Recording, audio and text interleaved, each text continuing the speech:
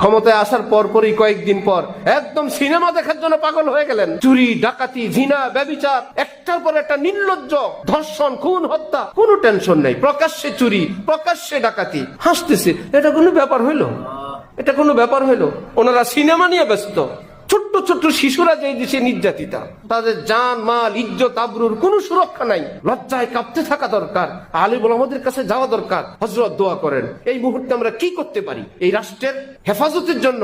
আমরা মতদের সব বাহিনী সব জায়গায় আছে, তারপরেও কেন বুজুর্গানি দিন বলেন, যদি কারো অধীনস্থ, কারো অধীন অফিসে, আদালতে, ঘরে, বাড়িতে সব দিক থেকে এলোমেলো হয়ে যায়, তাহলে ওই অভিভাবক যিনি, তার কর্তব্য হলো জলদি জলদি উযু করবে, আল্লাহ পাকের জন্য 2 রাকাত পড়বে, কান্নাকাটি করবে, হে প্রিয় আল্লাহ, আমার উপর অসন্তুষ্টির কারণে আমার ঘরে, আমার ব্যবসায়, আমার এরিয়ায়, আমার দেশে এই অশান্তি, আল্লাহ আপনি আমাকে মাফ করে দেন।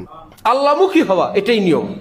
হযরতে সুলাইমান আলাইহিস সালাম শাহী টুপি মাথায়, নিজে নিজে টুপি বাঁকা হয়ে যায়। উনি টুপি সোজা করেন, ছেড়ে দিলে টুপি বাঁকা হয়ে যায়।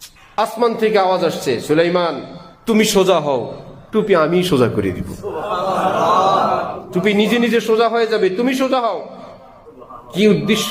রাষ্ট্রের যারা দায়িত্বে থাকবেন তাদের উচিত খোদা ভীরু হওয়া, মুত্তাকি হওয়া, হালাল খানেওয়ালা হওয়া, মানবাধিকার লালনকারী হওয়া। এরা যদি এবং আল্লাহর হুকুম মাননেওয়ালা হওয়া, এর বরকতে আল্লাহ পাক এই রাষ্ট্রের মধ্যে শান্তি দান করবেন। হযরত উমর ইবনে আব্দুল আজিজের সেই ন্যায়পরায়ণ এবং ইনসাফওয়ালা শাসনের গল্প, এত বরকত।